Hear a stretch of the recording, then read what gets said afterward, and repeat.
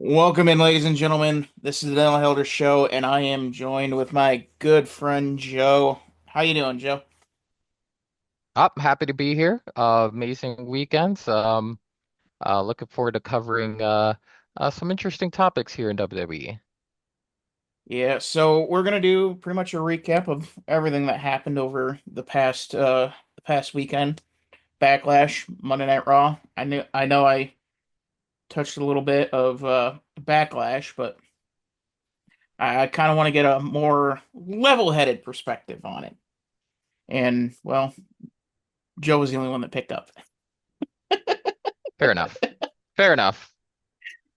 Level Uh head is definitely depends on when you catch me. I'm not always level headed, especially when it comes to my Knicks. But this I could do for you on WWE. Yeah, it's gonna be one hell of a story when Boston comes back down 3-1 without Tatum. Yeah, it's not gonna happen. They keep dreaming though. All right. Into the opening match, the Fatal Four Way. Uh, what was what were your thoughts on it? Yeah, I mean, what I expected, me personally. I think that was really the only outcome as far as that match was concerned. We talked about it on the preview for Backlash heading into it. What the expectations were. Um, I just um really needed Jacob to come out very strong in this match.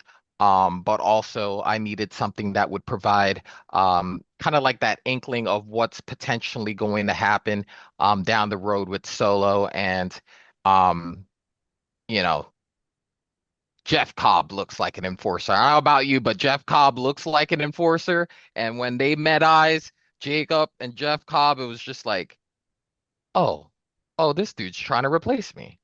He's 100% trying to replace me because I'm not following orders like a good little soldier. Um, and that's what I needed to see. I needed to see that. But at the end of the day, Jacob gets his win. It's gonna go as a W in the record books for him. Over, guys like Drew, guys like Damian Priest who've held the world championship, have the cachet, so to speak. Hey, you get a win over them. That looks good for you. But it also promotes the down the road feud that I want to see between him and Solo and or Jeff Cobb down the road. Yeah, I mean, I like the touch of Fatu looking just as confused as everybody else. They didn't really touch on it at all in Raw, I don't think. Rough was a tough watch last night, but we'll get to that when we get there. But yeah, I mean, I prototypically don't like the multi-man matches, but they did a everybody here did a really good job on it. And with Cobb being added to the fold, I think you're gonna see Solo kind of try to beat the dead horse, bring back a version of the bloodline, and hope everybody stays in line this time, and maybe you see a halfway decent push, and you might even see a push with this new version of Bloodline and try to build them up to be formidable opponents for Seth Rollins and company come Survivor Series. We'll see how all that plays out. We'll see if they hold off on Solo and Fatu that long. I doubt that they do, but it it's certainly an interesting turn, and I'm excited to see how it progresses. And then you have the women's IC title, Lyra versus Becky. I'll let you take this one away. Yeah, I mean, they had two options, right? Option one would have been to drop the belt to Becky and then have her, build a couple of these mid-card talents, that they're trying to build and also build the championship, itself. that's a route that they took with the NXT championship when she went down there in NXT and then ultimately dropped it to Lyra. Um, I thought they might go the same route here.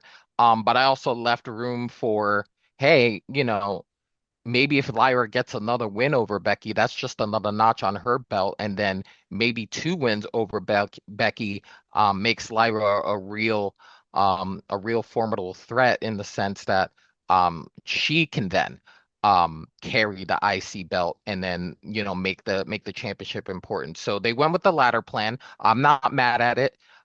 She did the typical heel thing and beat the crap out of her after she lost. Um, so what's interesting to me in this kind of format is her getting getting that second win over Becky. I think you would agree with this. Um I think her promo work, me talking about Lyra Valkyria, her promo work has never been better than this particular feud. I think she's been a lot better, a lot more credible on the mic.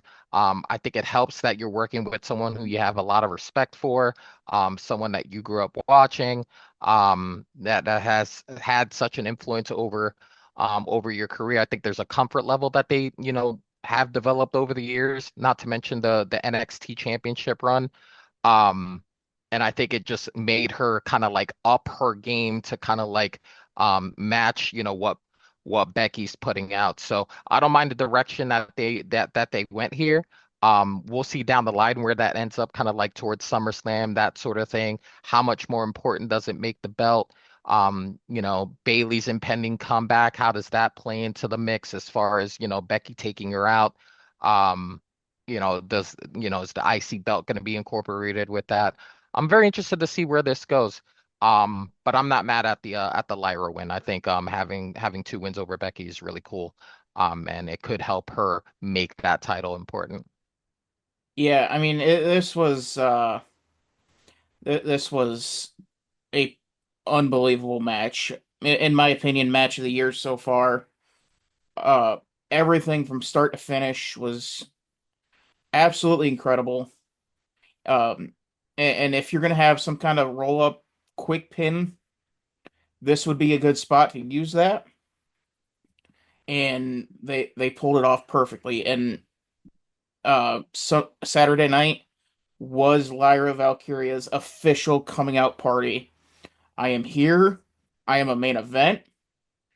I am the next big thing. And she has the perfect heel working a different program in Roxanne Perez. You have your pillars for the next generation of women's wrestling. And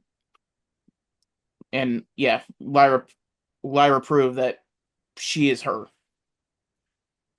Now, moving on, kind of go brief on Penna and Dom, since there wasn't a whole lot that went down that was not particularly shocking, but we saw towards the end of it, uh, Judgment Day come in. JD holds JD holds down Penna. Carlito's distracting the ref, and Finn was awfully slow to the chair. What do you make of all that? Yeah, I mean, funny thing there is that Finn actually made mention of this. Um, on Monday night, which we'll get to.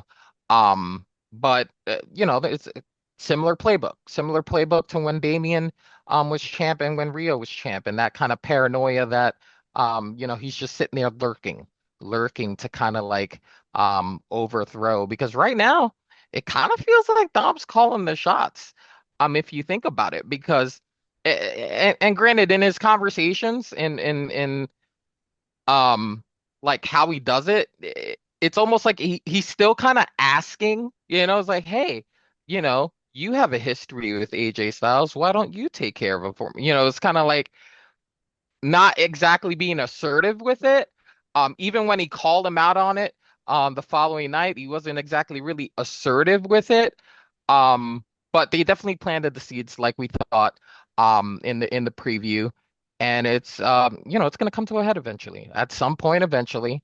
It's going to come to a head, and it's all going to be what I'm looking forward to is does JD go with Finn? Does JD go with Finn, and then Dominic has the girls, and Carlito. So it's like, how does that take place? Does Finn get cast off entirely and goes off on his own, or does he bring his boy with him, and then it causes like the inner conflicts that will maybe lead to a title defense eventually between the two of them. Yeah, I mean, if it's gonna happen, it's gonna happen at SummerSlam. Um, it, very good long-term storytelling. You have you have Hannah, you have Hannah kind of playing, kind of poking around. He's got his issues with the Judgment Day, and that's just another wedge, and so we'll see how it all breaks down. But obviously, for everybody's seen it at this point. Uh, Chad Gable comes in with a loaded mask, headbutts Penna. I think Yeah, that's a perfect way to win for Dom. Just dirty wins. That dirty wins for Dirty Dom. absolutely, Perfect. absolutely. And then we got Gunther versus your boy, Pat McAfee. Well, what did you make of this whole deal? Well, his upper chest was definitely crimson after the match. Um, Me and my friends did a compare and contrast over a match that Daniel Bryan had where his chest was all marked up in red, and we did kind of like a side by side between his chest and Pat McAfee's chest to see which one was redder. Um, my friend Honey said, I don't really see the difference between the two. They're both very red. So, listen, that match went exactly the way I personally wanted to. Um, Not the way maybe the IWC wanted it to go. I think the IWC wanted to see him completely demolish Pat McAfee. Very little offense. They didn't want to see any offense at all. They might have even wanted to see him stretchered out of the ring to reestablish the monster Gunther. Um, Honestly, storyline wise, didn't love it for Gunther. I didn't love it for Gunther um, because of what we see Monday night and the challenge that was made there. When you look at it from the outside perspective, and this is me being objective because I love Pat, me being objective looking at it, I don't know how you can go and challenge the winner of that match between Logan and Jay when you barely beat Pat the night before or 2 nights before. I don't know how you can go ahead and do that. Granted, he was a champion and he should get an automatic rematch, which probably should have been the um the reasoning for the challenge. I think they should have done that as opposed to, oh hey, I just beat this dude's ass. Let me go ahead and get this title shot right quick.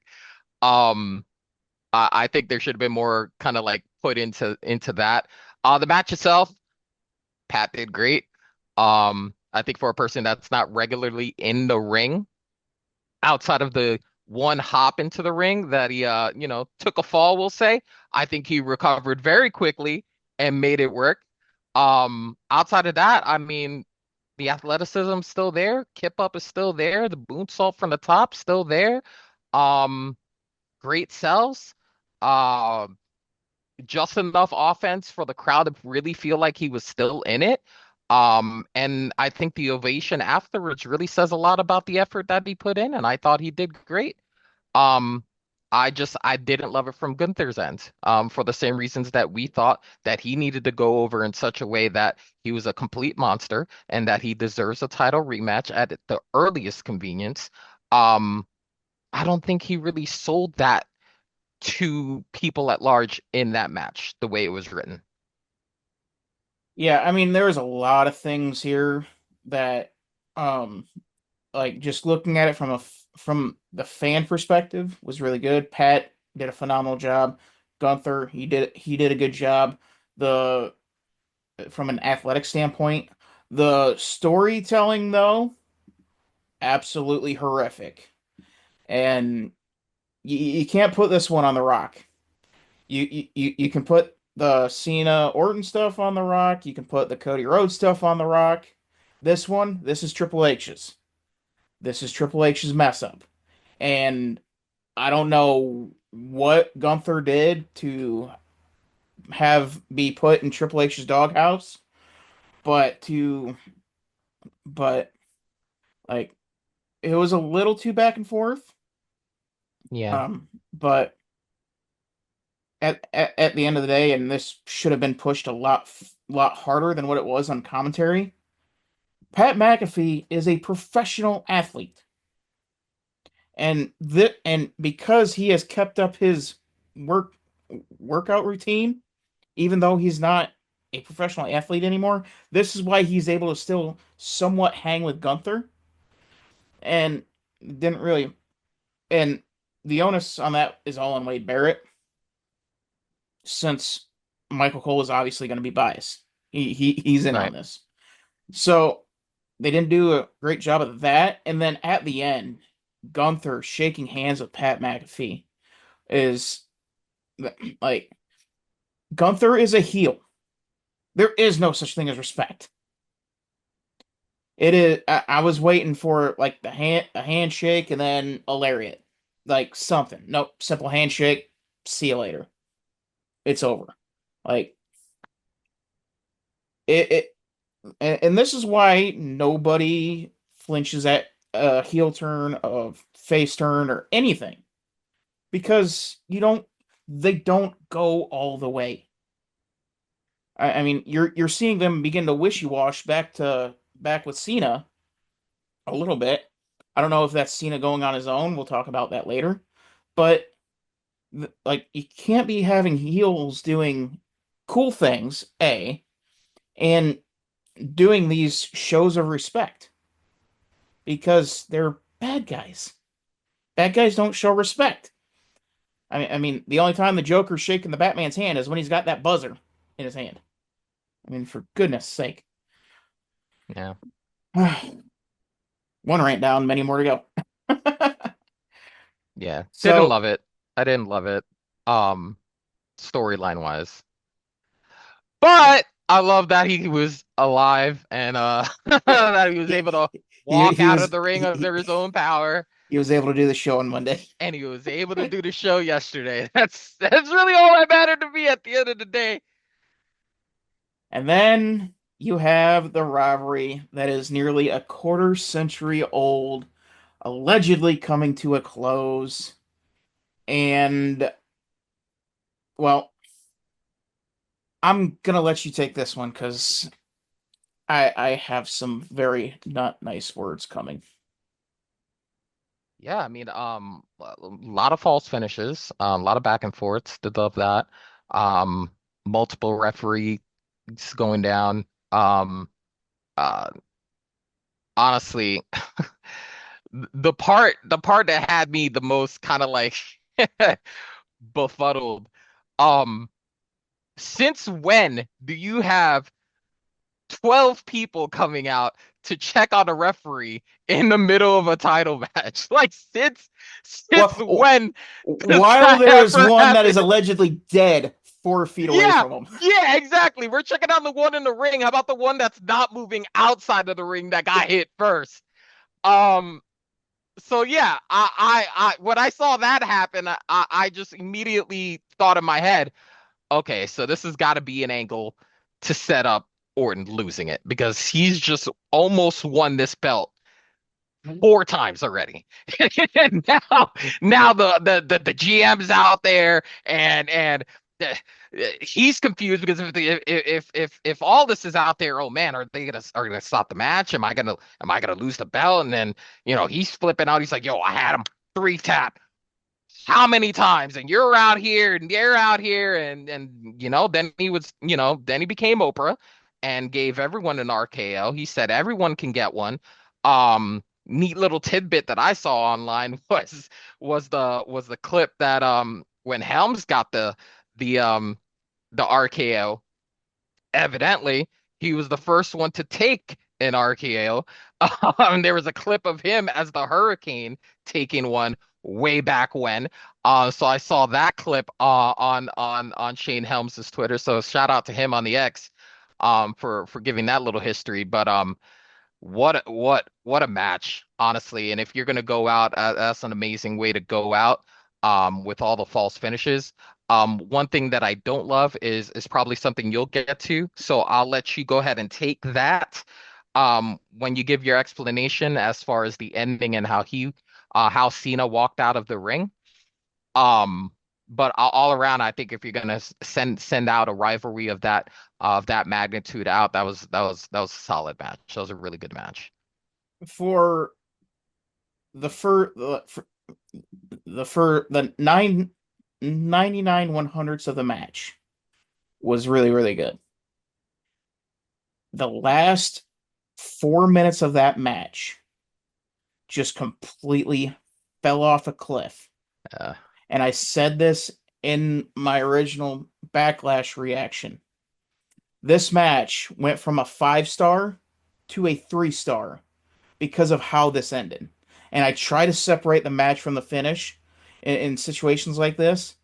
But when you have a rivalry of this magnitude, like we've never seen before, you have all these stakes on the line. The the championship, the golden piece the of the one, company. the big W. Yeah, the one, not the world heavyweight champion, Yeah, the WWE championship.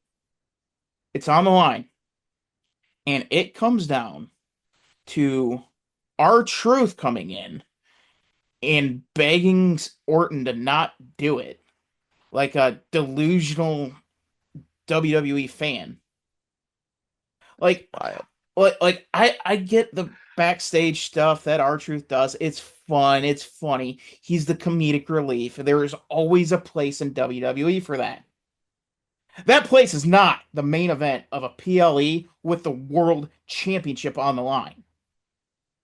If if I- so, let's go into kayfabe for a second. If someone is that freaking delusional, they don't need to be here.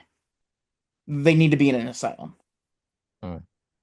Now, the storyline of this is even worse because now the big W, the big gold, your crown jewel of a championship belt, and the ending of one of, if not the most historical rivalry in all of professional wrestling history. It now ends with a delusional man coming in, begging for his hero, who he is 5 years older than, who wants to grow up and be like Cena. It ends with him begging for Cena to not do this to Cena. And then Wild. and then you have the same routine that you've already done with Rose. Belt to the face, low blow, 1, 2, 3. And it's lazy storytelling, it's lazy booking, and it completely makes your crown jewel championship a laughing stock with your number one guy for the last 25 years to be a laughing stock. Now, before I get into the scene, I'll let you go on the R-Truth deal. Yeah.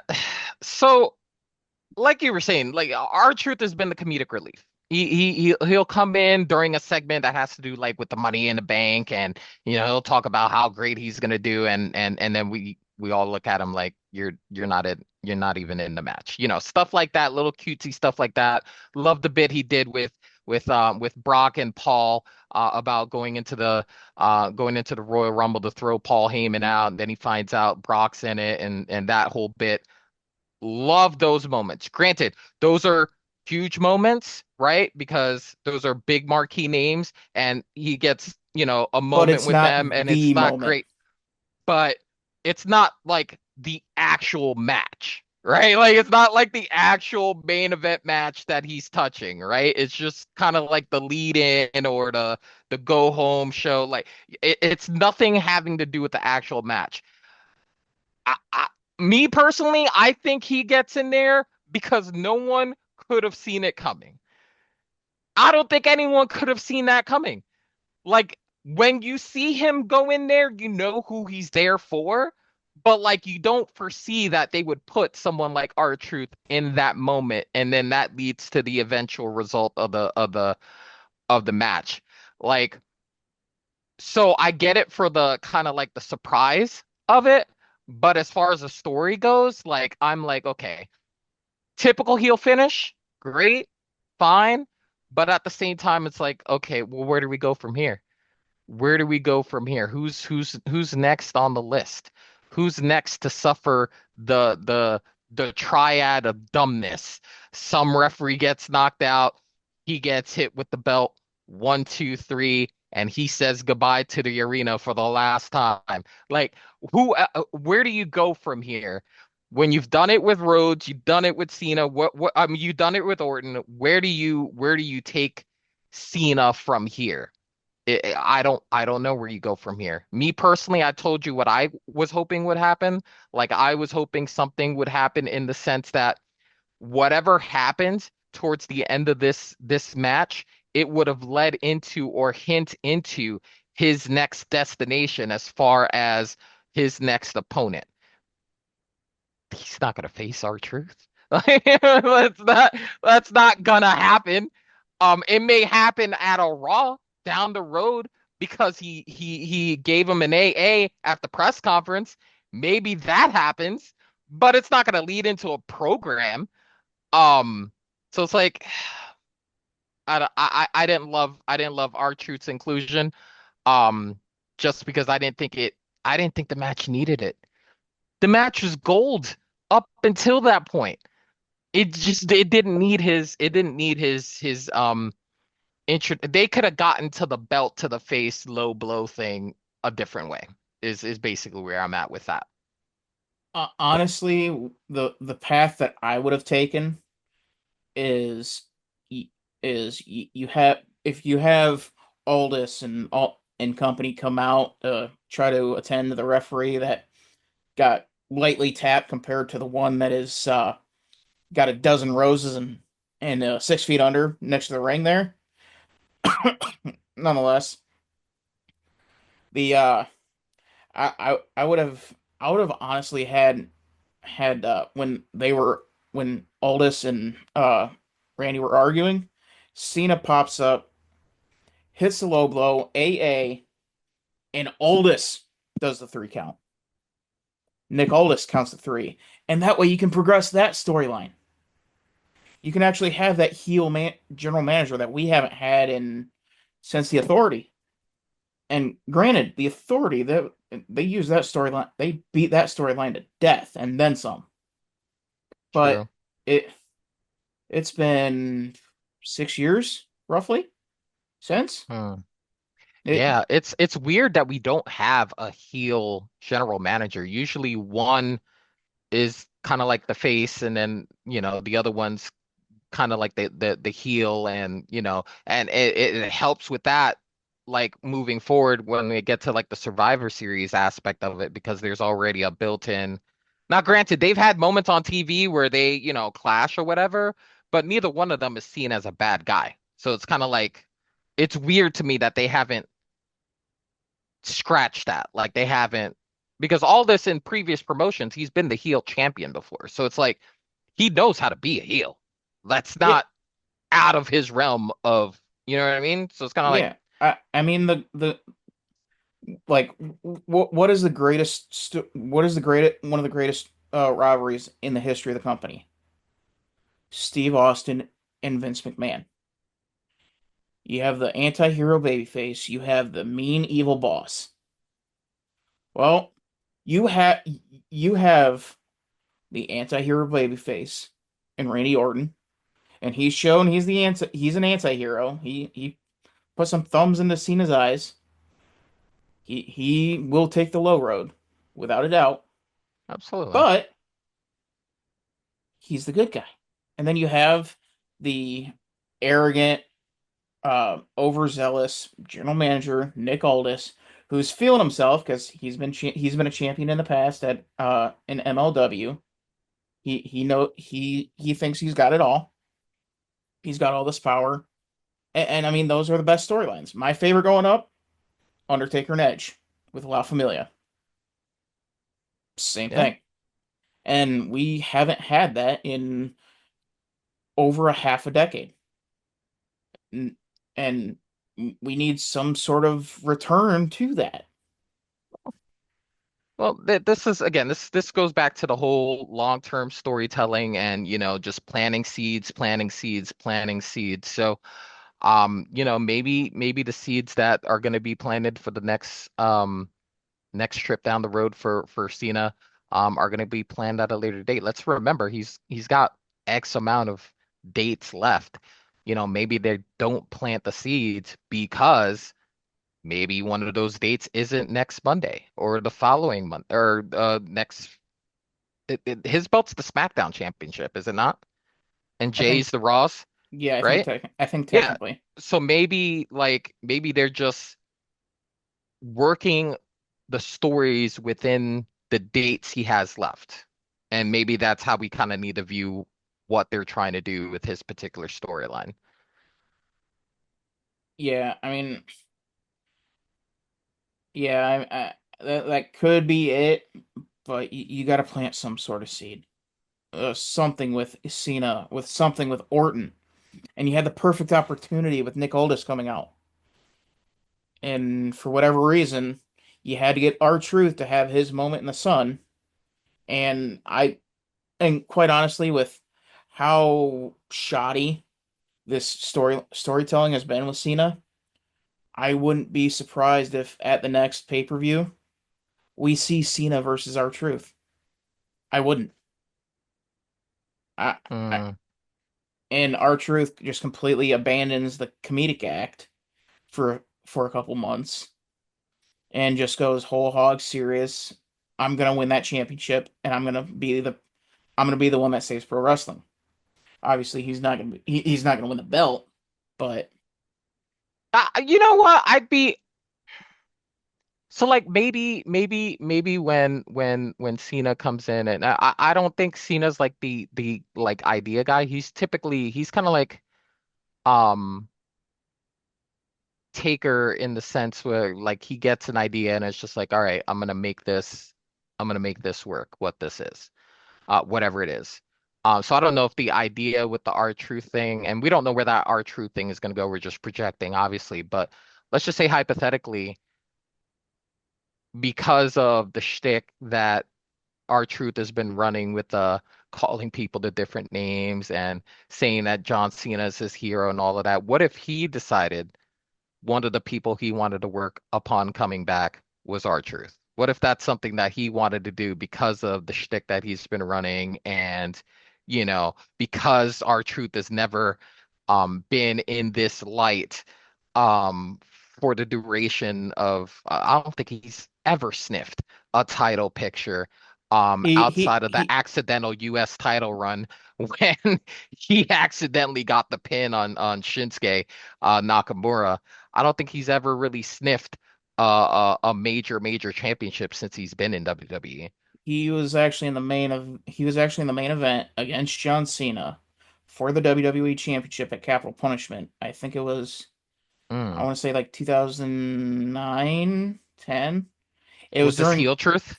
yeah, it was his little Jimmy phase. Okay. Okay. Was this when he was paired up with The Miz, or was this like a N different portion no, of this no, period? he wasn't paired up with a Miz. It was during that little Jimmy Okay. phase Okay. where, yeah, Triple H made fun of him. Everybody was kind of making fun of him for the whole little Jimmy Got you. thing. Okay. All But right. So maybe he sniffed, maybe he has sniffed it, but I mean, it's been however long that was, right? yeah, So it's yeah, like, it's been a hot minute. yeah, Now, I don't know. now moving on to the events of Monday Night Raw. Or did you want to touch anything on the press conferences? No, I mean the press conference speaks for itself. He Yeah, he, he tried to state his case on how he still believes in him, and he gets an AA for his trouble. That's, typical heel work, and he said no questions and walked away with the belt. yeah. I did find it interesting where he kind of it almost looked like a glimmer of regret from Cena going leaving the ring. Hmm. I know you noticed it. Did you pick it up as like a glimmer of regret, reflection? Yeah, I just think it was another major city where he's had a lot of um shows. He probably remembers many of events that he's had there, PLEs, Raws and SmackDowns. He just finished working one of his best friends in the business. Um, I think it may have just kind of like caught up to him, and then and like the crowd kind of like received that. They almost like felt that energy, and it kind of showed him some love on the way out, even though he's supposed to be a hated character at this moment. But I think you could kind of like feel that energy.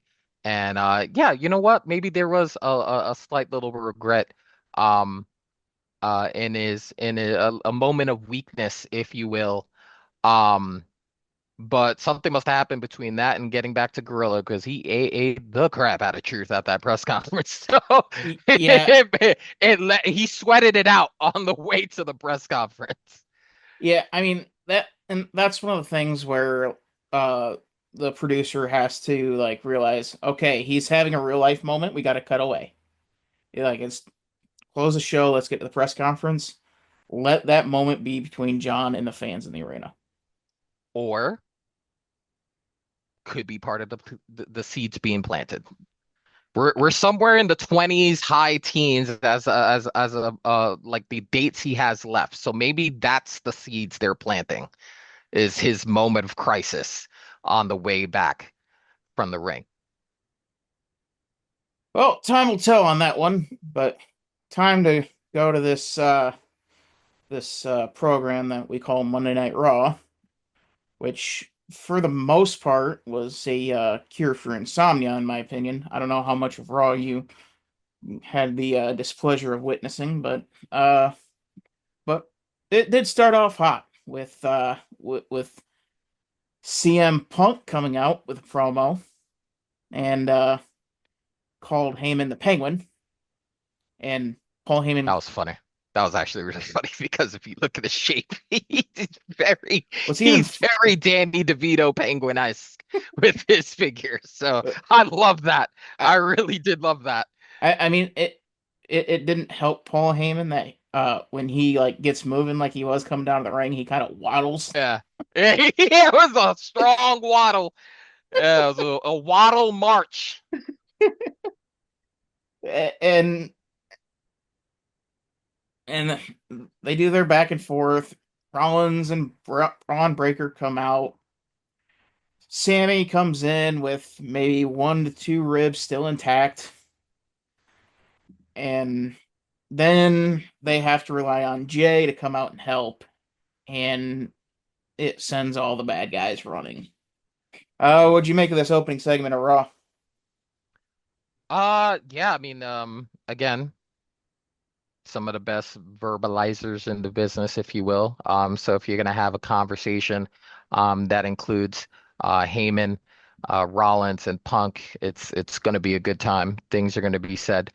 Um, I think the setup for the future tag, pretty evident there as Jay's obviously going to have his hands full between Logan Paul and Gunther. After that, um, I thought for a second that it might have been planting seeds for maybe adding a third to that scenario, maybe down the road. Um, I don't, I've already given you kind of like my thoughts on options for who that eventual third could be if they decide to add one. Would love to see Karrion Cross in there, me personally. I think that's a guy that kind of like spearheaded a lot of these kind of like whispers as far as guys realizing, hey, like this doesn't make sense. Just a year ago, we hated this guy, now we're loving him. And The whispers he's planting in AJ Styles here about, hey, this guy became a wrestler just by watching, and all of a sudden you're just gonna let him be better than the best of us? That's crazy. I don't know why we're doing that. Um, so I think that's a guy that I would love to see in a role like this, kind of like in a marquee situation. I would love to see that. As far as the segment's concerned, went according to plan, sets up the future tag match between Rollins and Breaker versus Punk and Sami Zayn. Um, uh, nothing really to add there. Just a lot of guys who know what to do when that mic's on. Yeah. Yeah, I mean it was a good spot, progressed the storyline. You had Punk come out with it with some of the good jabs. Love the Penguin call. I always love the Penguin call when it's Paul Absolutely. Heyman. Absolutely. And and Paul Heyman obviously plays into it, waddling down the ring. He was having yo, that sway was moving, bro. He was moving. I really thought he was gonna get to the ring for a second. I You ever see Paul Heyman run?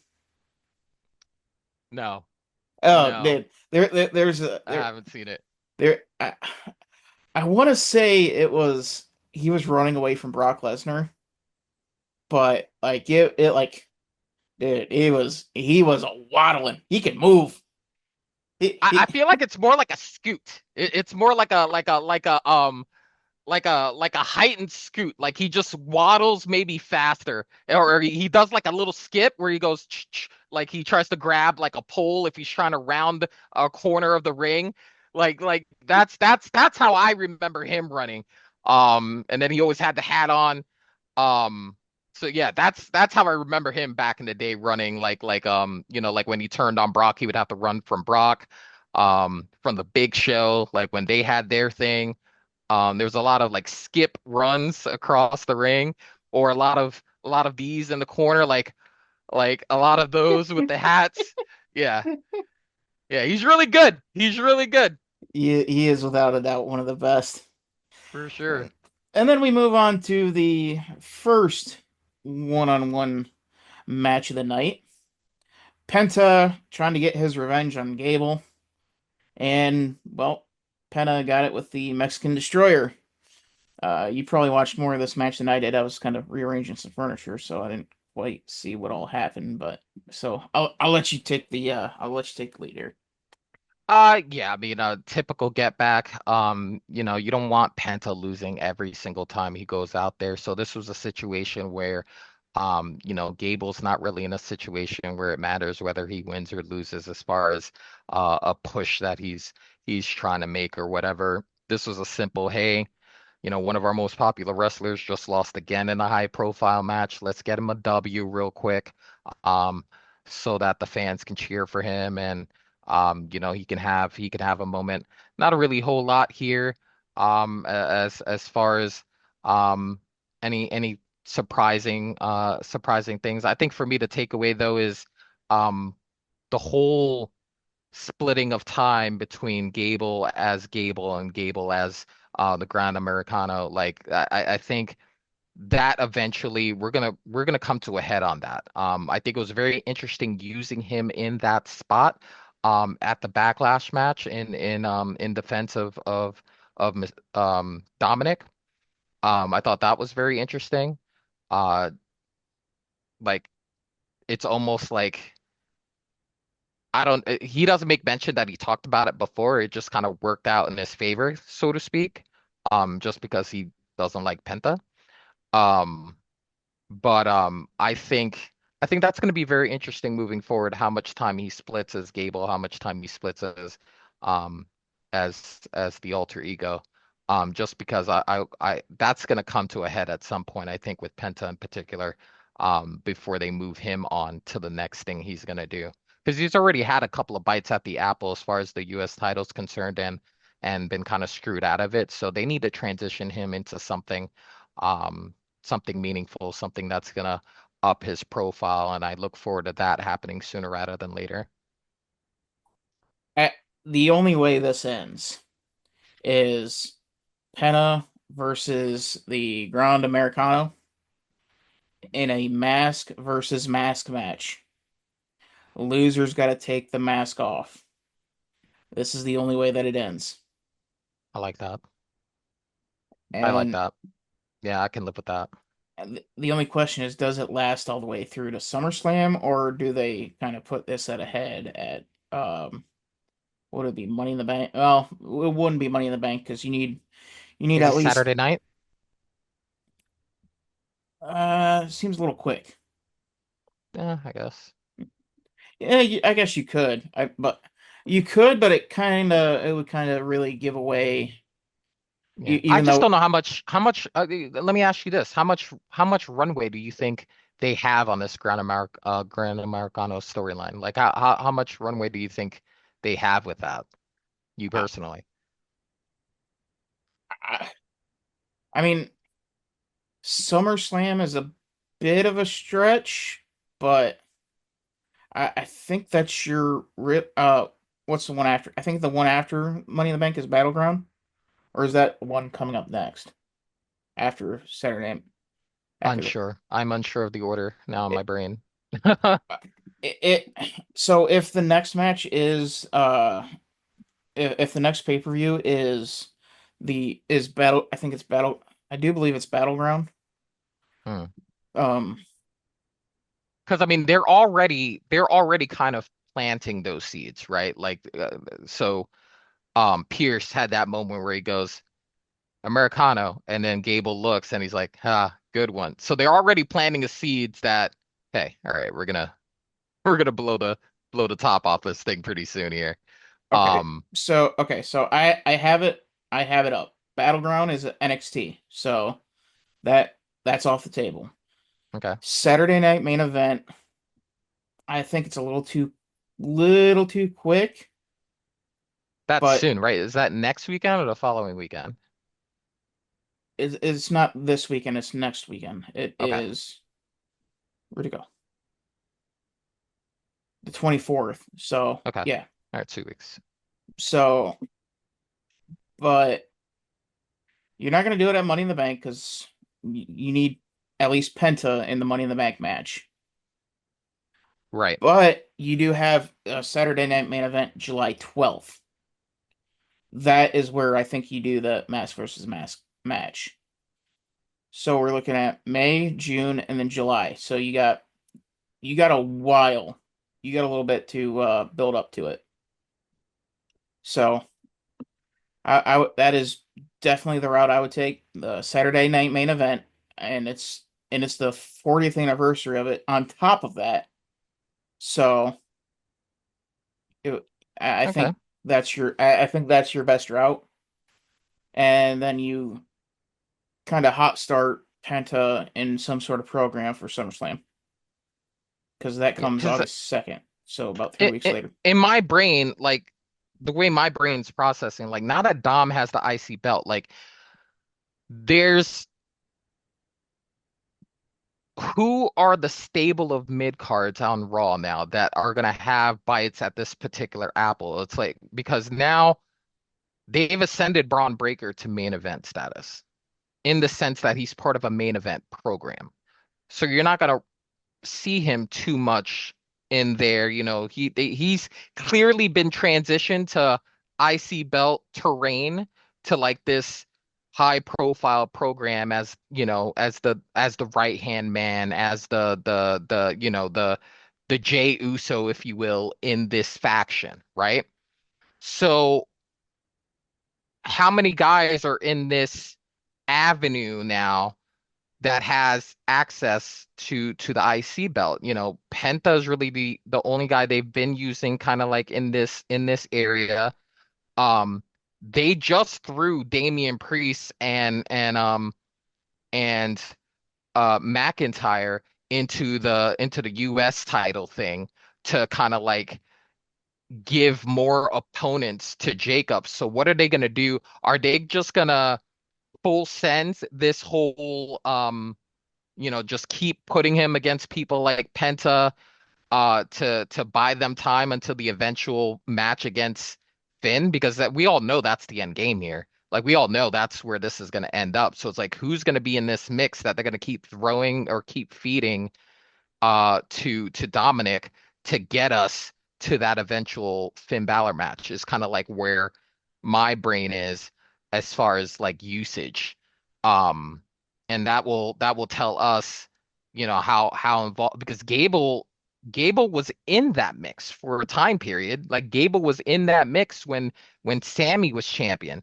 And he was the guy that they were going back and forth with before they introduced Braun Breaker and that whole thing. So I think that will tell me how much time they're gonna use him as Gable versus him um as Gran Americano, um, until because I love that idea as far as the Penta idea, the mask versus mask match. I think that would be a great way to end it because we know Penta's not gonna give up the mask. Like, like Yeah. we know, like we're gonna go into that match already knowing what's gonna happen if they end up going that route. But I'm just interested, like I would like to see Penta have that title eventually. Um, I just don't he's gonna have to transition out of this kind of like storyline that he's in right now before they get there, I think. Yeah, I'm kind of looking through the Raw roster right now, and they legitimately do not have anyone. Uh, I mean, you're gonna have to move over to and start picking up the pace with Finn and Dom after AJ Styles, because after AJ, I mean, you're not gonna have uh Theory or Waller. You could have Ludwig Kaiser.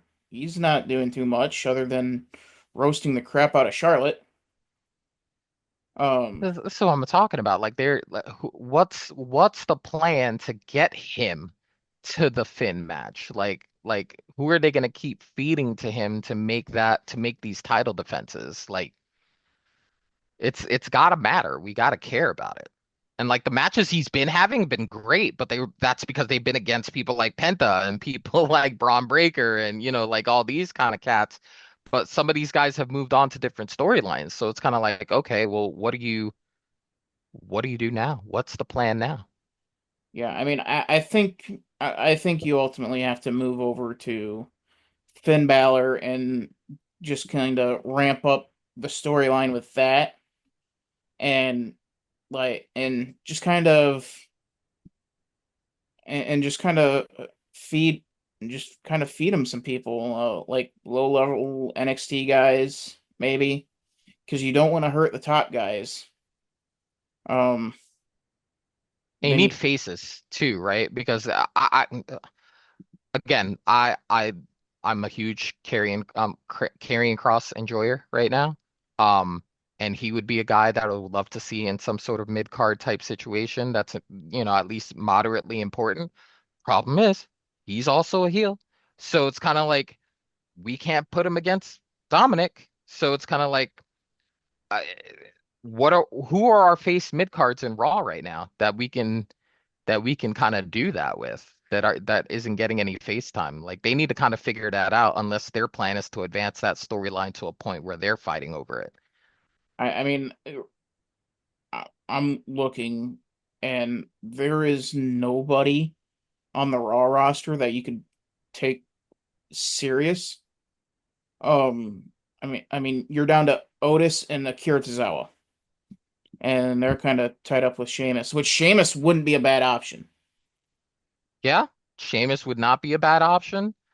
Um, and it wouldn't be a bad option to actually have Finn cost Dom the match to really kickstart the Finn and Finn and Dom. mm.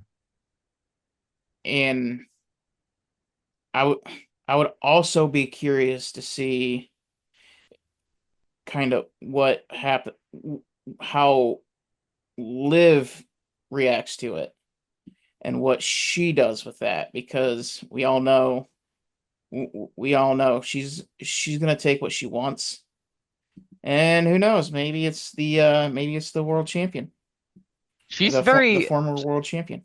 Do we know how long she's going to be off screen? Because I know she's filming that movie. Um, because that's probably gonna play a part, kind of like how long this storyline takes to cook. Because she's the one with the kind of thorn in Finn's side. She's always the one that's speaking up for Dom, and it's just kind of like, hey, aren't we all friends here? Hey, did you see what he just did to you? He just took all the credit when you were there too, when you got the pin. Like she's the one usually instigating that feud and fueling that. So I think it's very interesting to me how she plays a part off screen as to how Dom runs the show. Because like I said before, like when he's talking about the mishaps and he's still kind of asking, like, you know what I mean, like Yeah, there's no like alphaness behind it, it's like, hey, you kind of hesitated with that chair yesterday and it almost cost me the match. And or like when he um got the match with AJ Styles to begin with, like, but hey, you have a history with AJ Styles, why don't you take care of him for me? Like, it's yeah, always like yeah, hey, yeah. why don't you do this? Yeah. I mean, he's the conniving manipulator. Liv puts her foot down. You're gonna do this. Hmm. Whereas Dom just kind of, you know what? It'd be awfully nice if you kind of did. Well, no, not Is really, not really, because she went around Finn Balor to get into that four-way. Like, she said, yeah, after he has his talk, I'm gonna talk with Nick Aldis, or I'm gonna talk with such and such and Adam Pearce when he's done, and that's how he got in the four-way match to begin with, that he Yeah. won the belt at. So I think she's also plays around the Yeah. She kind of does the round, but she's a lot more forceful with it. yeah, fair. Whereas Dom kind of poses it as a question. He doesn't quite have that self-confidence that Liv has. Right. But all right. And then moving on to the War Raiders and American Made. And uh the New Day, I mean, you want to talk about the Authority being a dead horse? You want to talk about the Bloodline being a dead horse?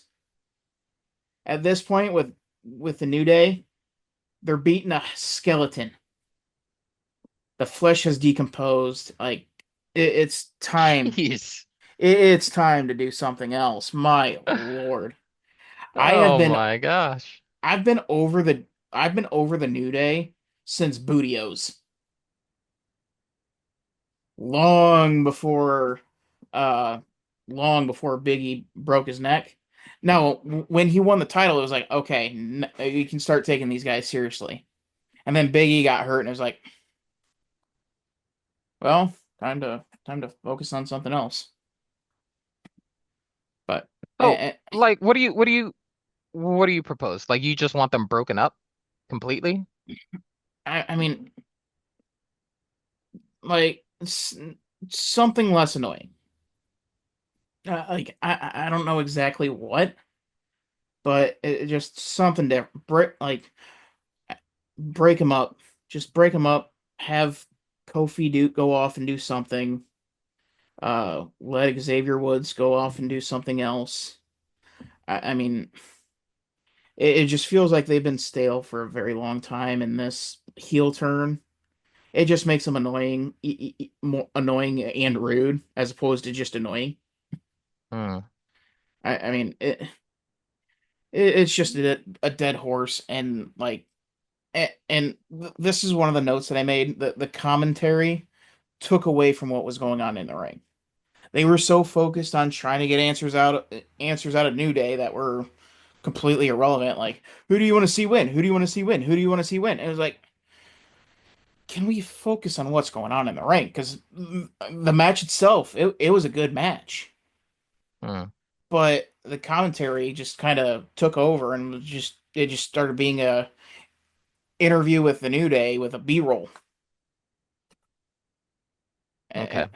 So you're saying there wasn't enough attention on the Raiders and American Made. Especially when you're trying to establish a tag team division. Okay. You lost your golden gooses in the Usos. That's not coming back anytime soon. So you have to reestablish and get tag teams over. And the main job of Pat and Michael is to get these guys over, not sit there and bicker with the New Day. Well, I mean, you don't like them right now, right?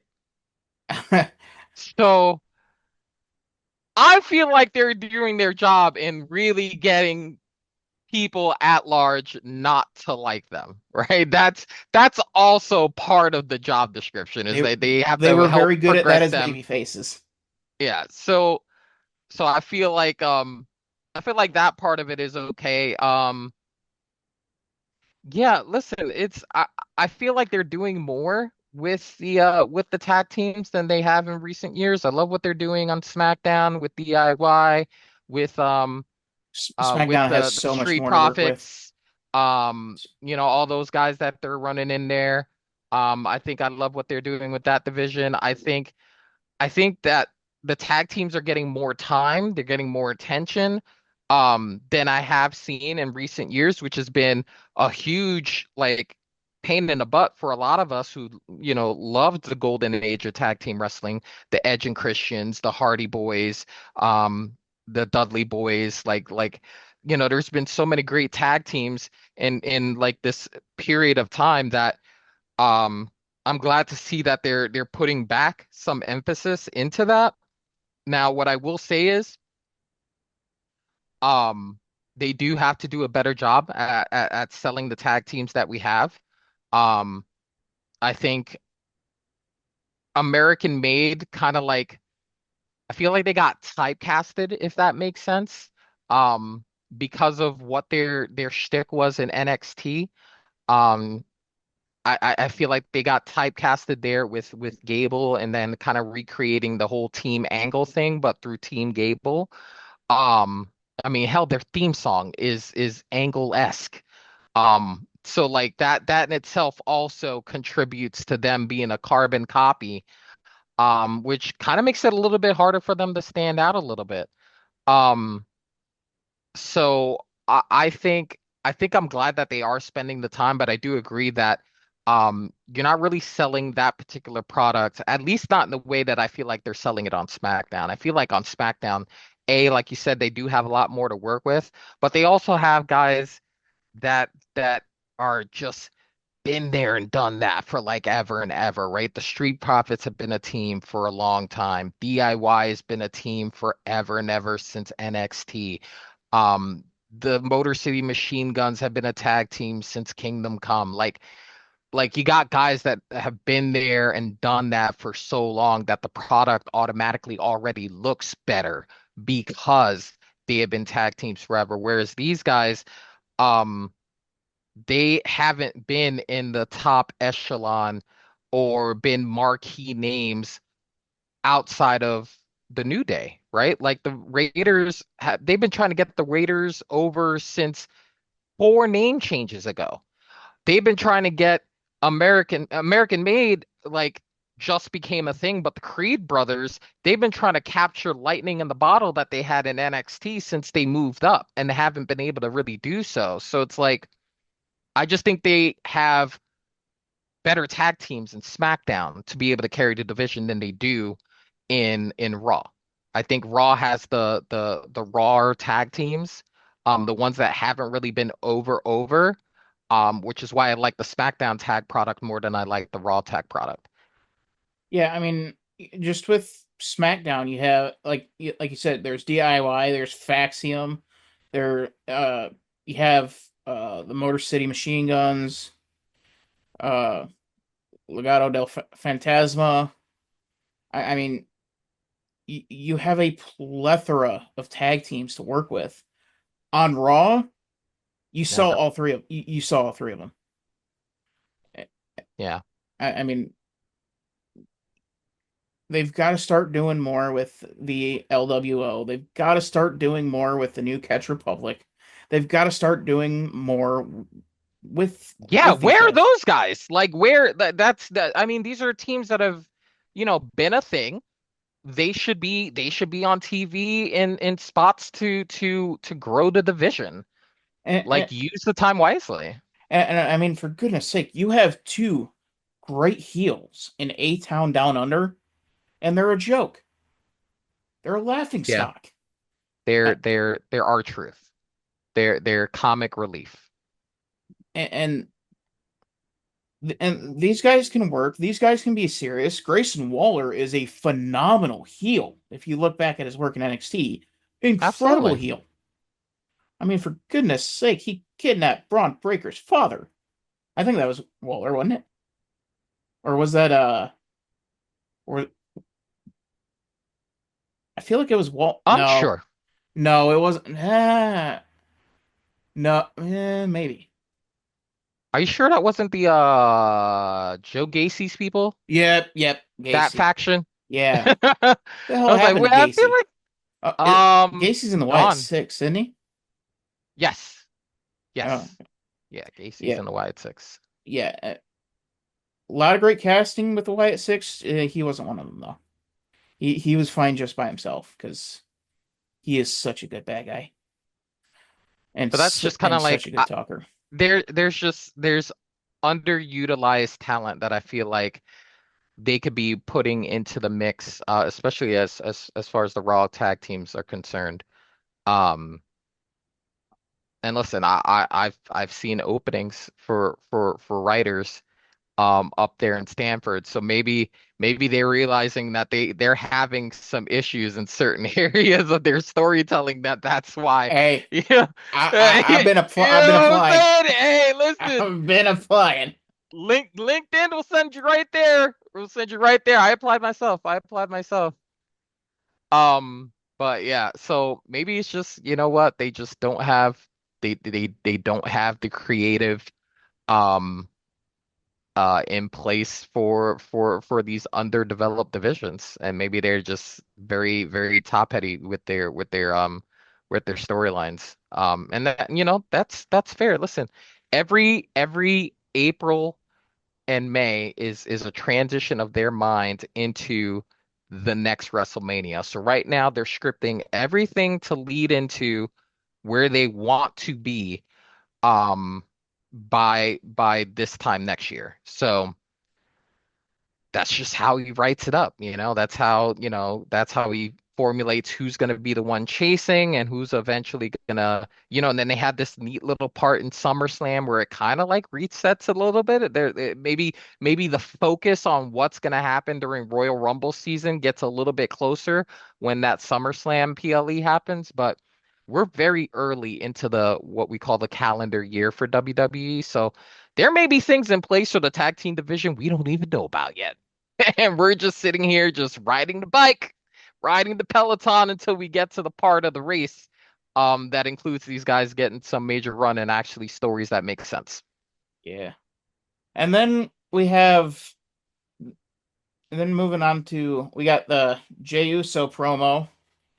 Cuts promo on Paul, gets interrupted by Gunther, and Gunther declares, I want the winner of you and Logan Paul at Yeah, Saturday Night Main Event, or after Saturday Night Main Event. And I mean, it was something. And then not too long after that, we go to commercial. We come back. Jay's in the back, and he KO'd. He out. Allegedly taken out by Braun Breaker, who was told by Paul Heyman, "Go have some fun. Go have some mm, fun, kiddo." And it appears Braun had some fun. So fair enough. you got anything to add on top of that one? Yeah, I mean, a neat little back and forth between Jay and Gunther, but again, on the heels of what happened at Backlash, don't really love that he comes in there challenging the winner of that match. Because what did he do this weekend? He beat a part-time wrestler. Like that's who he beat this weekend. Not exactly reestablishing yourself into the hierarchy of of the world title picture, he been a part-time wrestler who he actually had just a smidge of trouble with. So even further to the point of how I didn't like that it wasn't a mauling on Pat McAfee. I think he really needed to maul him. I think he needed to be carried out. He wasn't commentating that night. It was always going to be Barrett and Cole that night with him being a wrestler on that particular night. They didn't have to worry about could Pat commentate the rest of no, they didn't have to worry about that. He literally could have died in that ring and it wouldn't have mattered as far as the storyline or the rest of the matches being called because it was always going to be Cole and Barrett. So there was no reason not to practically kill McAfee um and really establish the monster aspect of his persona. Now, quick pause on that. Maybe the seeds that we're planting is that maybe Pat started something in the sense that he's soft. Maybe they started something that maybe he has a crisis of faith. And remember, he had this crisis of faith after he lost to Cody at Crown Jewel. And they kind of had that thing kind of leading into and we kind of like felt that little, apprehension, throughout the course of fading from that match into some of the storylines he went into after that. Um, so, maybe that's part of it. Maybe they're gonna lean into that. But I just didn't love that he's running a promo to fight the winner of this match when he just barely beat Pat McAfee. For me, it just wasn't a good look for me. Yeah, there. So I have multiple problems with this, and Gunther and Jay, for that matter, are just innocent bystanders. And Pat, um, these last few weeks, this Gunther McAfee Cole storyline should have never happened. There is no reason for it. I, I don't. Nobody knows exactly why it didn't progress on Gunther at all. It didn't re-image Gunther at all.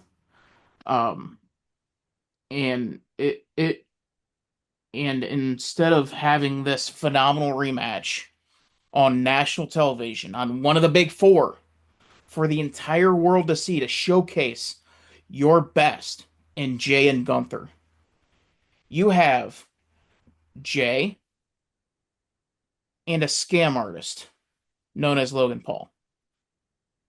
We all know that. I don't know how much you followed that, but that whole crypto crap that he was pulling, Oh he, yeah. No, I don't follow that. he I try to ru- keep my Logan Paul content strictly wrestling, and that's because I don't have a choice when he's on there. I mean, this is one of the many reasons why I absolutely despise him. I would rather sit and watch Nia Jax attempt to wrestle for 2 hours than That's than very damning. one singular moment of seeing Logan Paul's scummy face on my television screen. This douchebag should be nowhere near a WWE ring. He's not even worthy enough for an AEW ring, for crying out loud. This guy's a joke. He has no business being in wrestling. He has no business being anywhere near this. And this is on Triple H. This is one of the many failures that he's having right now that is easily fixable. And like I said, you do have to separate what he's been doing with what's been going on with Cena and that whole train wreck because that's got The Rock's fingerprints all over it. And we can disagree, agree on how all that should have gone down all the way to the end of the sun. When it comes to Logan Paul, absolutely inexcusable to have that human piece of filth anywhere near a WWE ring. Sacred ground. And you have someone like that violating the that area. Unacceptable by Triple H. Yeah, I mean, listen, he's a guy everyone loves to hate, and apparently he's really good for their social numbers, and then he's really good when they have him on the card. People love to hate him. He's the prototypical heel for the company. He fits the mold. He already came in with like that hatred of him. As far as who he is as a person, it's just a natural progression to be a heel with the company. Now, everything that he does outside the business, I'm not privy to. I don't engage in it too much. So, you know more than I do as far as, that cryptocurrency scheme or, whatever he was involved in. All I know is he's a guy people love to hate. Um, Came in with that, into wrestling with that. I'm sure there are wrestling lifers who don't love the guy as a person, but they respect the work in the ring because the work in the ring isn't bad. It's actually very good, especially for a guy who hasn't spent his whole life doing it. Now, granted, he wrestled back in school, but like doing this for a living is a lot different than, you're going to school and you're doing it that way. Um, like the guy's an athlete and he has a persona that people love to hate, which makes a lot of money for the business. Um, but I'm not gonna lie to you, I don't love that he's thrown into another main event situation when I don't feel like he deserves it. He cheated his way again to beating a high profile guy like a AJ Styles. And I don't think a win over AJ Styles means as much as it did when he was hot.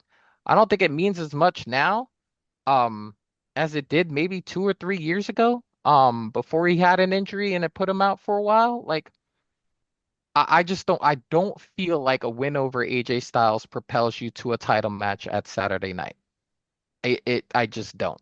Like if you're gonna do that, like you might as well just put Gunther in with him again and him exercising his immediate rematch.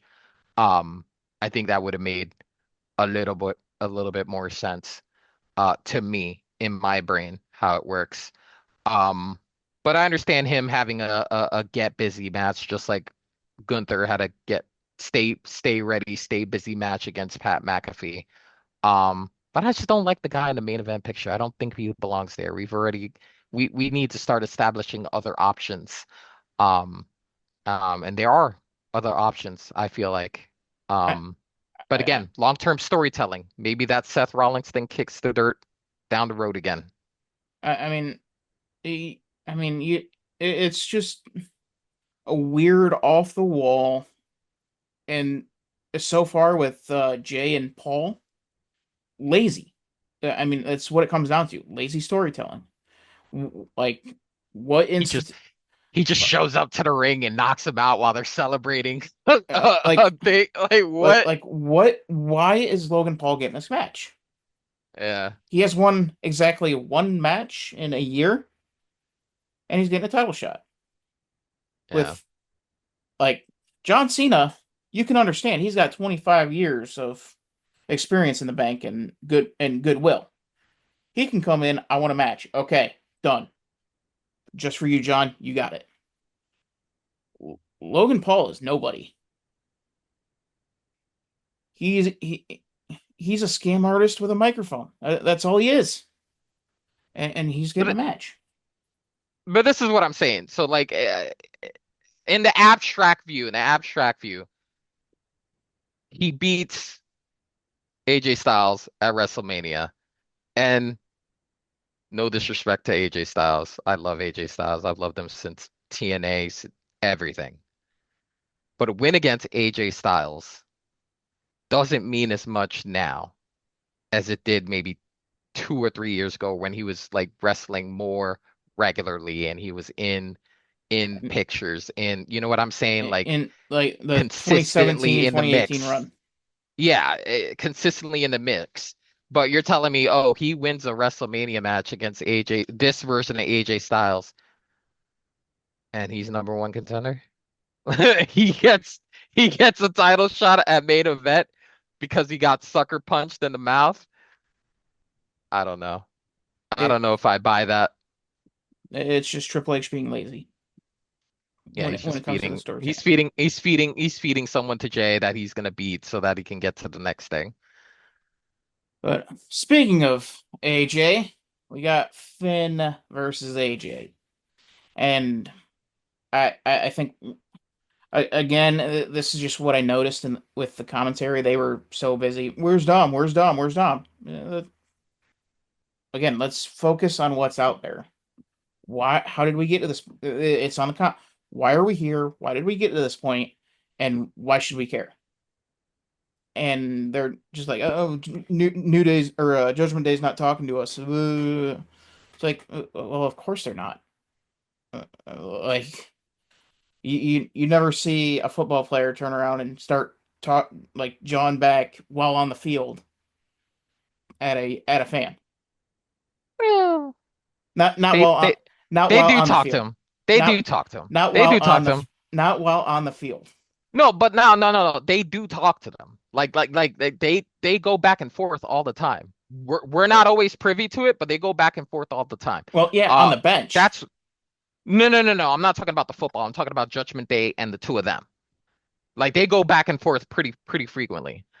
You see clips on social media all the time of Dom going back and forth with Pat and him talking back to him and Well, uh, yeah, that's as a matter of fact, that's kind of what led to the Gunther Pat McAfee match because Gunther always hated the fact that Pat will get up on the table and yeet when Jey Uso comes out. So that actually has been brewing for a while, which was what made that match kind of made sense if you're looking at it linearly, like how it's progressed. He's just a little bit more pissed off now because he doesn't have his strap, and now it hurts a little bit more when they talk shit because he doesn't have his strap anymore. yeah. I mean and that's the thing with Pat and Jay, and that's the thing with Dom and the commentary team. It's just like Bailey and Michael Cole, Hmm. and that's one thing. JD's not in on that. Finn's not in on that. Carlito's not in on that. Like, and Well, maybe they're trying to get him in on that. Maybe they're but trying to get him in on that, trying to like feed it. I don't know. I just found it annoying. I don't know. I just found it annoying. I probably didn't have enough Pepsi last night, and I was just cranky. But yeah, I mean,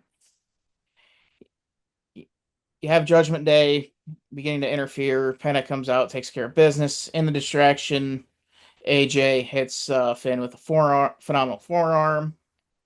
Uh, I think it just kind of progressed the storyline, set up AJ and Dom for Saturday Night Main Event, and we got ourselves a match. It looks like. I mean, yeah, listen, another solid guy that you could throw at to make Dom's uh title reign rise. Um, they did this with him in NXT when he had the North American Championship. Kept throwing him in with people that were top flight, in NXT to kind of like A, build him, but also build the championship. Um and now with the IC belt, he's going to start getting in the ring with, who if you look at who he's already been in the ring with, and this just goes back to before Judgment Day. This goes back to, when he was tagging with his dad and whatnot. It's like when you look now at the body of work, now putting him in the ring with guys like AJ Styles, it's like, okay, yeah, absolutely, why not? Um, because that's just where he's at now in his development. And now, if we're gonna make his title run mean something, if we're gonna make it, um, you know, progress to the eventual ends that we see, which is, obviously the Finn versus Dom, we got to see Finn keep coming up short in his defense, and that conflict kind of keep rising. This is another high stressful type situation. When you got a guy that's won titles all over the earth. Um, this is a very important match. Um, if it comes to pass, and this is another opportunity for Finn to F up and them continue that friction until the eventual matchup. I think this will be great. This will honestly be really good for all parties, probably except for AJ Styles because he's probably gonna take another L. I, I don't know. I could easily see Finn completely messing this up, whether it be accidental or intentional. Or I could see Finn just outright costing Dom the United States Championship here and really spark that rivalry, get it into high gear. And Liv comes back and she's like, "What the hell is going on? Well, what? I'm gone for a month and this is what happens. Like what the fuck?" And just kind of play off of Liv being the leader, trying to pull everybody back together, but obviously to no avail, as they do battle at SummerSlam. You have this whole storyline while you got Liv and Raquel dealing with what I'm assuming is going to be Bliss and Charlotte from I don't know if you saw that from SmackDown. Possibly. Charlotte went out there. They started booing the crap out of her. She said, "You keep booing, I'm walking out." They kept booing. She walked out, and on her way out, she was fighting with Nick Aldis, Nick Aldis on the way out, yeah, and then they had the conversation and then about let's talk. Yeah, okay, I yeah. remember that. So I could see I could see Bliss and Charlotte going up against Liv and Raquel at SummerSlam. So Liv's got all that going on her plate, and honestly, if you wanna really like, because I so desperately want to see Liv Morgan play like like a true like Harley Quinn role, you got to get her to break. So you have Liv being pulled off in this direction, you have Liv being pulled off in that direction. Well, there's nowhere to go, so let's pull her in a different direction. You also have Liv going after the IC title again, and so you have all these things going on. Liv loses the tag team title. She loses that. Um, she tries to help Dom, fails, costs Dom the match. You have the just absolute mental break, and then on that next Raw, you have Liv just beating the crap out of Raquel with a baseball bat, and boom, there you go. Psychotic break, ultra heel, super over. There you go. Was that due to the Dutch Judgment Day then? Because I I feel mean, like it obliterates it. I mean, we're getting into that dead horse territory with the Judgment Day. I mean, I mean, which is fine. Um,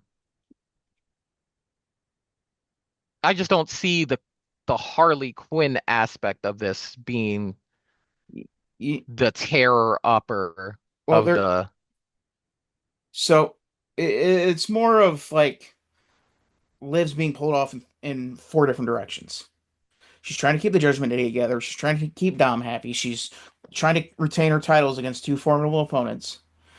And and just because she's going after the IC title, but why I don't know. I haven't quite filled in those blanks yet. I'm kind of spitballing here, but um, but and throughout the course of that one night, she loses everything. The Judgment Day gets broken up. She accidentally costs Dom the match. Dom gets finally gets mad at her and legitimate yells, degrades, flipping him back into being a legit heel. And then Mm, Liv just finally breaks. She has that psychotic break, pulls out the baseball bat, and just starts swinging for the fences. I don't know. I feel like when one breaks from from the pack, it usually means a turn of some sort. So like Priest and Rhea, take Priest and Rhea for instance, when they exited, they ended up becoming faces. When Edge was kicked out, and they brought in Finn. Edge became a face. So I feel like if this whole thing goes down and the faction breaks up, very rarely does all of the members of the factions stay where they're at as far as face heel. It usually means a fracture of some sort from one of the parties involved. So what would essentially end up happening is at Saturday Night Main Event, Dom becomes officially a babyface with Liv and Raquel. Finn becomes the full-fledged heel. Uh, and then AJ goes off and does whatever he wants with the US title. But Finn becomes the full-blown heel and takes JD with him. JD and Carlito, I would assume goes with Dom because Hmm. Does he? yeah, Oh, with Dom. Yeah, he'll go wherever Raquel's going. y- yeah. So he goes over there. Then you have Finn and JD, they're the guys that are there to wrestle, not just kind of have make friends, have fun, blah blah blah. They're there for business. Hmm. Then you have the fun-loving Dom, Carlito and Dom, and Liv and Raquel. All right. So you're saying they become face and Yeah, then those two break off and oh, all right, we'll see what ends up happening. I just want to I want to see what seeds they plant um to eventually get to kind of like that fracture because we all know that's where it's going. yeah, yeah. I mean, that's the way that I would book it. Finn cost Dom the title. They finally have a spat. Dom, Liv, Raquel, and Carlito become baby faces. Finn and JD become heels, and you work that program to SummerSlam. And you have Liv trying to deal with Charlotte and Bliss, and and you have the entire world essentially crash around Liv's feet. She accidentally costs Dom the match. She loses the tag team titles, and she just has that psychotic break. She went from having it all to having nothing in one night. Okay. I guess I understand. So that's kind of where I would go. But anyway, moving on to the Becky Lynch promo. Um, the only note that I put underneath it, it felt like a time waster. I didn't see much to it. I don't remember much to it. Uh, did you have anything with that? Just again promoting her heel turn.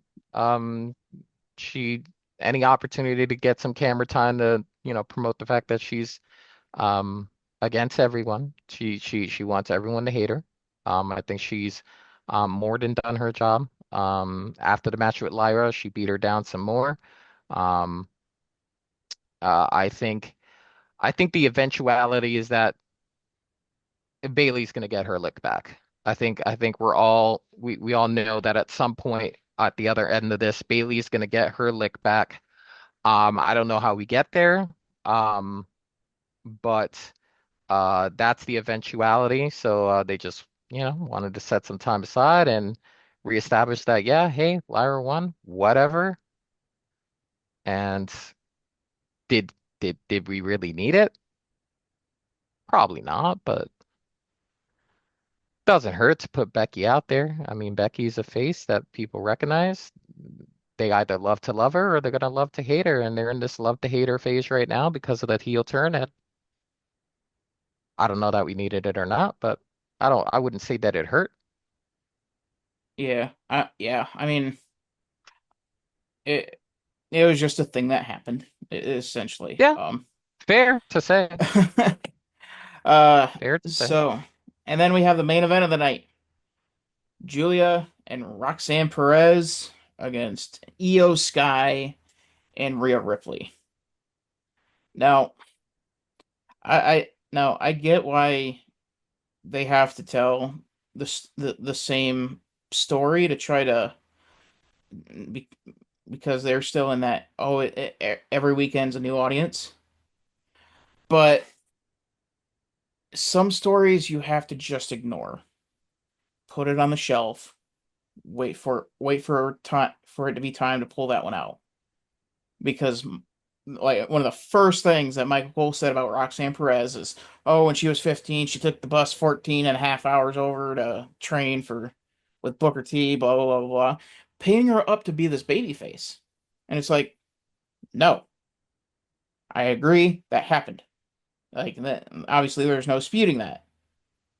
But that paints her as a baby face. Make her a heel. Put like tell the story of why we are supposed to not like her. Every day, every weekend's a new audience. Tell us why we are supposed to hate her. That is on Michael Cole. Pat's there for fun. That's not on him. That's on Michael Cole. 30 years in the business. He knows better. Why should we hate Roxanne Perez? Why should we hate Julia? And why should we be rooting for Io Sky and Rhea Ripley? Now, this match was very good. I was okay with the finish. I would have flipped it, created a bit of a crisis between Sky and Ripley, restart that up for Saturday Night Main Event because it's been a minute since Sky's defended the title, I believe, not since Mania. Because I don't think Yeah, I mean, I yeah, guess, but she didn't defend it at Backlash. But I mean, we we got to get that program back going. We got to get something going with the women's title. And I would have had Julian Perez win in a very dirty fashion. Uh, it establishes them as legit, evil, snarky, conniving, outwitting, and Sky and Ripley would be just fine because they're already established top stars. And it was done dirty, underhanded, blah blah blah. But with this winning, there's not a reason for Ripley and Sky to really go after each other viciously. There's not a reason to have a face or a heel. And I I like the match. I don't mind the finish. I would have just had a different finish. yeah, for me, I think the match went fine. I think the finish is fine as well.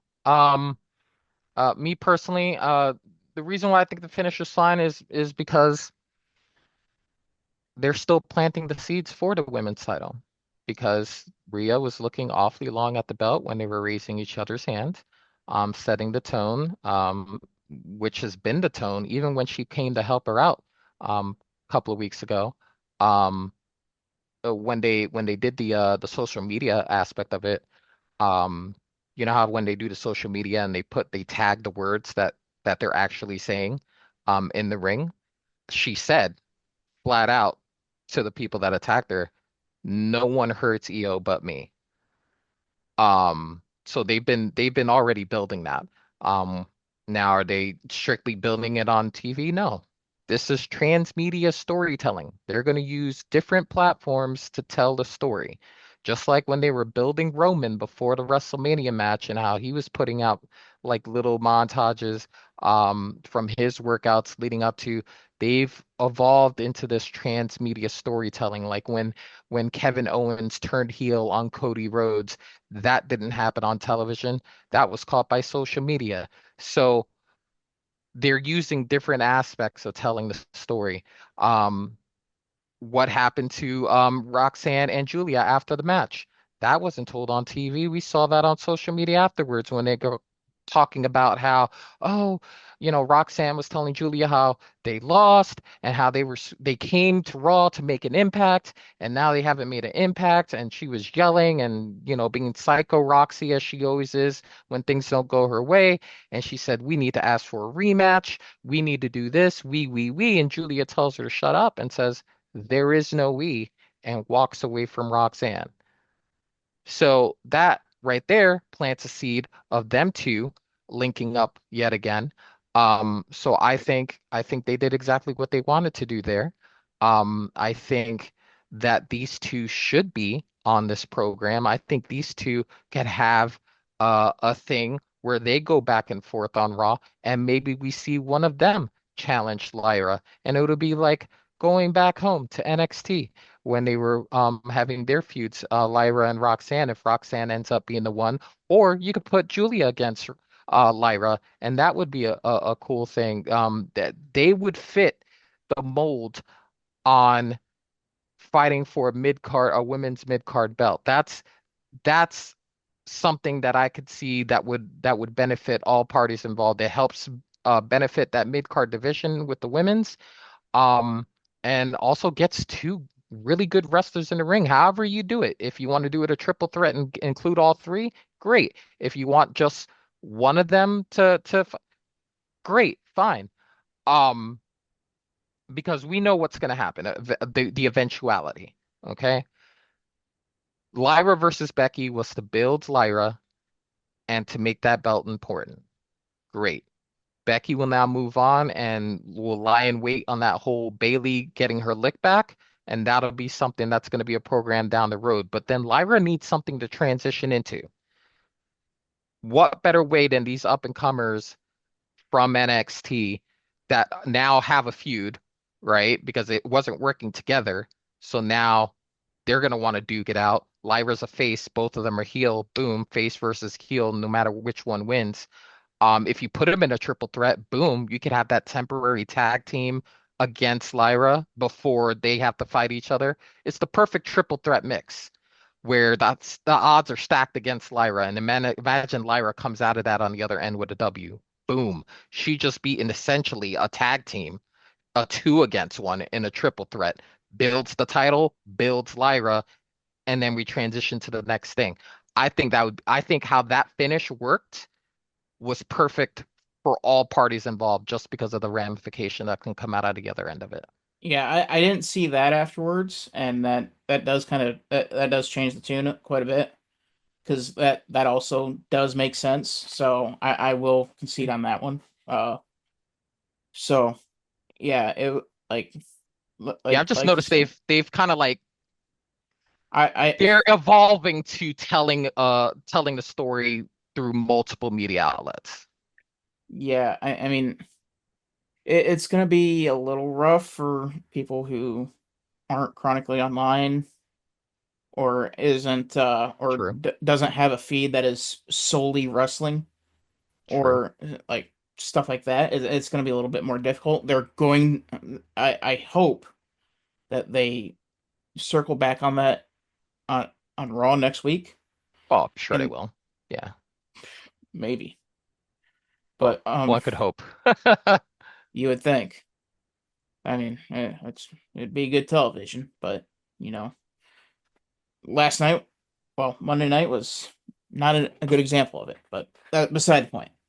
Um, yeah, it that it that is a good way to that you would tell that. I do agree with that. And then yeah, so that was Raw and Backlash. One last thing I wanted to touch on. Looks like they're bringing back an old pay-per-view of Evolution, and they're gonna have it the same night as AEW All In. What do you make of that? Uh, listen, I really love the first one, and I think with the amount of talent that's on this roster, all three brands, I think it could make this even better the second time around. Um, Now I don't know the specifics on the dates. You'd have to help me out with that. So, But I think it's gonna be. I think it's gonna be the same day as same night as AW All In. I don't know if that helps you out at all. I lost track of when they do the AEW shows. I'm gonna do a little research on my end just as I talk about the potential for that. Um, I think for me, because July of 12th. the depth on that roster, You have 2 months to build a card for that. I think for me, we could have a lot of dream matchups in this PLE. Um, if you think about everything that WWE does, um, from LFG, from Evolve, from NXT, from Raw and SmackDown brands, from the purchase of AAA, like you have so much talent that you can work with, that you can put together such an amazing card. It's going to be very interesting to see what they narrow it down to as to how to present the product. See, last time they had to bring in they brought in some old favorites, right? We had a Trish, couple of Lita, legends I think involved, McCool was in there, Phoenix was in there. right? So this time around, I don't want to see a single person that is not part of the current product of WWE. There's zero out of zero reason to have anyone not from the current product.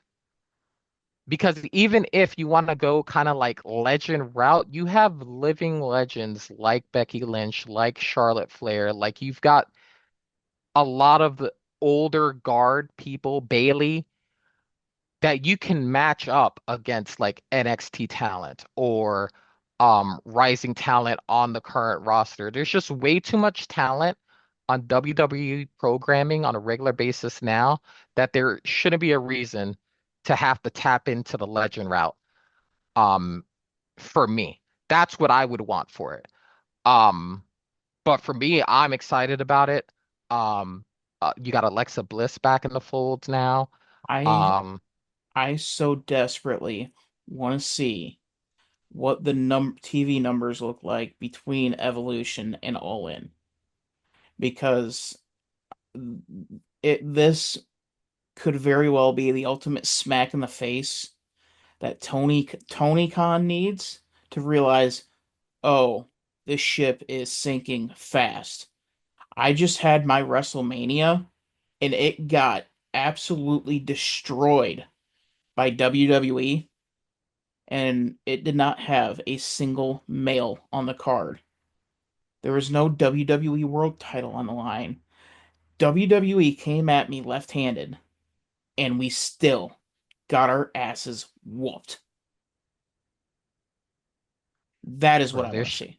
there's just so much talent, bro. Like Julia, um, Vaquer, um, Roxanne, like, and then all the main roster people, Lyra, Becky, Bailey, Tiffany Stratz. Um, I don't know if Liv's back in 60 days, unsure. Oh, But there, most definitely. the roster is just so stacked with young talent, older talent. Like they could really put something together here that would be insane. Now, I don't know if it beats All In. Like All In is their WrestleMania, right? So like I would figure that, you know, I think on paper they should win, but I don't think Evolution 2 is gonna be anything to sneeze at with the amount of talent they have on the women's side. as long as on the marquee you have everybody's favorite tatted up goth Australian, you'll be just fine and you will dominate AEW's All In. If you got Rhea Ripley on the marquee, it doesn't matter who she's facing, except for Nia Jax. I should probably throw that disclaimer out there. Except for Nia Jax, you will you will absolutely dominate the ratings over AEW's version of WrestleMania. Rhea Ripley Let's is see. Rhea Ripley is one of the hottest, if she's definitely the hottest female in professional wrestling. Uh, she is. arguably one of the is arguably the most over in the company, not named Roman Reigns or Paul Heyman and his crew. She You have her on the marquee with anybody other than Nia Jax, you will win that battle every single time. It can be Charlotte, it can be Becky, it can be Liv, whoever other than Nia Jax, and you'll win that ratings no problem. And and like you said, the talent is so deep. You So can deep. you can put together a card that I think could rival WrestleMania if you get the stories right, you get everything in a row, and you do it just right. It can be just as, if not better than WrestleMania, as long as you don't have Nia Jax in the card. The Nia Jax hate is so unnecessary. I'm only being honest. So unnecessary, bro. Um, yeah. No, I'm looking forward to it because that depth of talent is going to be on display in this PLE for sure. The Uh, depth of talent is going to be obvious um when you put this card together. It's going to be amazing. yeah, I mean, at minimum, the last two PLEs, the the match of the weekends was the triple threat with Rhea, was it Belair and Sky, and then you had then the match of the weekend last weekend was Becky and Lyra. I mean, you put matches together that are half as good as those, and having a good triple threat is damn near impossible. In Yeah. my entire lifetime of watching wrestling, I've seen two triple threat matches that were like, oh, this is good, this is phenomenal. See, Royal like Rumble, me and my brain, Lyra, Julia, and Roxanne would go crazy. For the IC belt, that would go absolutely nuts. I that could be a good match. But yeah, the one that we saw at WrestleMania with Belair, Rhea, and Sky. And then the only other one before that that I saw that was like, oh, this triple threat was good was John Cena, Brock Lesnar, Seth Rollins at Royal Rumble in 2015. Hmm. Okay. And then Yeah. if you wanna put the main event of WrestleMania 2020 with Triple H, Shawn, and he who shall not be named. Oh, right. Yeah, Chris Benoit. Oh, right. Yeah. I was like, all right. Yeah. I remember that one. That that would be acceptable too. But obviously that loses points for obvious reasons. But nonetheless, yeah. But all right, I think we got everything covered. We've been going at this for quite a while, so tell them where to find you, Joe. Absolutely. You can find me at Java Joe Sports on the X, where I talk about anything sports related, anything entertainment related. Link to my writing profile, writing portfolio is on there as well. And you can find me at Jovolution on the Twitch. Link to that is also in the Java Joe Sports on the X profile. Um, Been great talking to you about some WWE. Can't wait to get into it next week with Raw and SmackDown. Yeah, it'll be a lot of fun, and all the links to Joe's stuff will be in the description below. So make sure to like the video, subscribe to the channel. If you're watching on Rumble, make sure to like and follow. And we'll see you next time on the Dylan Hill Show. See you later.